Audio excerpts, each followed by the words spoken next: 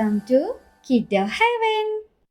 Hi children, today we are going to learn the concept of ascending and descending order.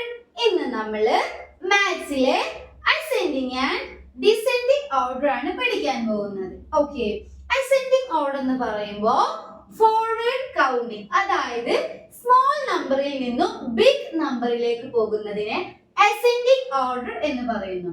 Descending order എന്ന് പറയുമ്പോൾ backward counting, big നമ്പറിൽ നിന്നും small നമ്പറിലേക്ക് പോകുന്നതിനെ descending order എന്ന് പറയുന്നു. ഓക്കെ, എല്ലാവരും ബോർഡിൽ നോക്കിക്കേ.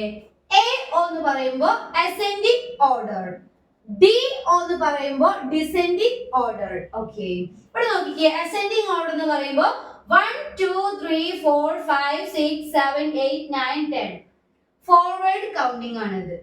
സ്മോൾ നമ്പറിൽ നിന്നും ബിഗ് നമ്പറിലേക്കാണ് വരുന്നത് അല്ലേ? സ്മോൾ നമ്പറിൽ നിന്നും ബിഗ് നമ്പറിലേക്ക് വരുന്നു. ഇതിനെ അസെൻഡിങ് ഓർഡർ എന്ന് പറയുന്നു. ഇനി ഡിസെൻഡിങ് ഓർഡർ നോക്കിക്കേ. 10 9 8 7 6 5 4 3 2 1. ഇത് ബിഗ് നമ്പറിൽ നിന്നും സ്മോൾ നമ്പറിലേക്കാണ് വരുന്നത്. ബാക്ക്വേർഡ് കൗണ്ടിങ് ആണ്. ഇതെന്താണ്? ഡിസെൻഡിങ് ഓർഡർ ആണ്. മനസ്സിലായില്ലേ? അസെൻഡിങ് ഓർഡറും ഡിസെൻഡിങ് ഓർഡറും തമ്മിലുള്ള ഡിഫറൻസ് മനസ്സിലായില്ലേ? അസെൻഡിങ് ഓർഡർ എന്ന് പറയുമ്പോൾ സ്മോൾ നമ്പറിൽ നിന്നും ബിഗ് നമ്പറിലേക്കാണ് പോകുന്നത്. ഡിസെൻഡിങ് ഓർഡർ നേരെ ഓപ്പോസിറ്റ്, ബിഗ് നമ്പറിൽ നിന്നും സ്മോൾ നമ്പറിലേക്കാണ് പോകുന്നത്. ഓക്കെ, നമുക്ക് ഇതിന്റെ ഒരു ആക്ടിവിറ്റി ചെയ്ത് നോക്കാം. Okay, all of you look at the board. ഞാൻ ബോർഡിൽ കുറച്ച് നമ്പേഴ്സ് എഴുതിയിട്ടുണ്ട് അല്ലേ? 7 2 1 4. ഈ നമ്പേഴ്സിനെ നമ്മൾ ഇവിടേക്ക് അസെൻഡിങ് ഓർഡറിൽ എഴുതണം. അസെൻഡിങ് ഓർഡർ എന്ന് പറയുമ്പോൾ സ്മോൾ നമ്പറിൽ നിന്നും ബിഗ് നമ്പറിലേക്ക് എഴുതണം. ഓക്കെ, അപ്പൊ ഇതിലെ ഏറ്റവും സ്മോളസ്റ്റ് നമ്പർ ഏതാണ്?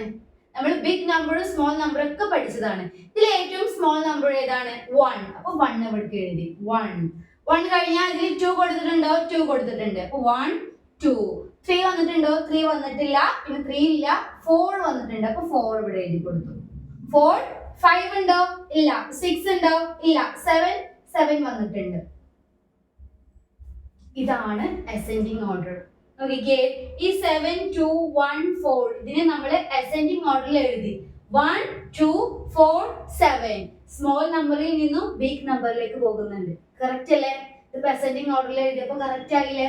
ഓക്കെ, ഇനി ഈ താഴെ കൊടുത്തിരിക്കുന്ന നമ്പേഴ്സിനെ ഡിസെൻഡിങ് ഓർഡറിൽ എഴുതി കൊടുക്കണം. ഓക്കെ, ഡിസെൻഡിങ് ഓർഡർ എന്ന് വെച്ചാൽ എന്താ? ബിഗ് നമ്പറിൽ നിന്നും സ്മോൾ നമ്പറിലേക്ക് പോകുന്നതിനെയാണ് ഡിസെൻഡിങ് ഓർഡർ എന്ന് പറയുന്നത്.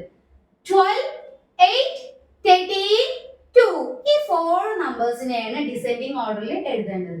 ഓക്കെ, ഡിസെൻഡിങ് ഓർഡർ എന്ന് പറയുമ്പോൾ ഫസ്റ്റ് ബിഗ് നമ്പറിൽ നിന്ന് സ്മോൾ നമ്പറിലേക്കാണ് പോകുന്നത് അല്ലേ? അപ്പൊ ഇതില് ബിഗ് നമ്പർ ഏതാ? ഈ 4 നമ്പേഴ്സിലെ ബിഗ് നമ്പർ ഏതാ? നമ്മൾ ബിഗ്ഗസ്റ്റ് ആൻഡ് സ്മോളസ്റ്റ് നമ്പേഴ്സ് ഒക്കെ പഠിച്ചതാണ്. എന്നാ നിങ്ങളൊന്ന് പറഞ്ഞേ, ഈ 4 നമ്പേഴ്സിലെ ബിഗ് നമ്പർ ഏതാണ്?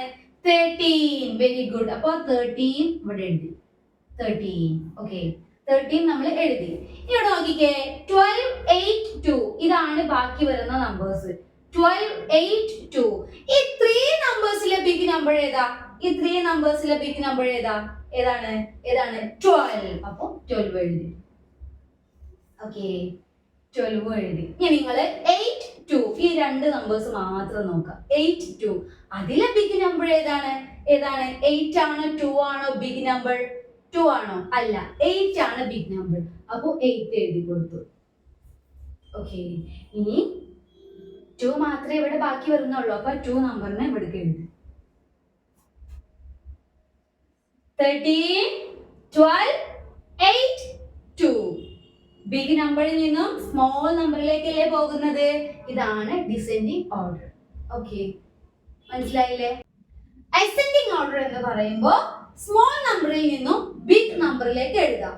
ഓക്കെ, ഡിസെൻഡിങ് ഓർഡർ എന്ന് പറയുമ്പോൾ ബിഗ് നമ്പറിൽ നിന്നും സ്മോൾ നമ്പറിലേക്ക് എഴുതാം. ഈ കൺസെപ്റ്റ് നിങ്ങൾ ഓർത്ത് വയ്ക്കുക.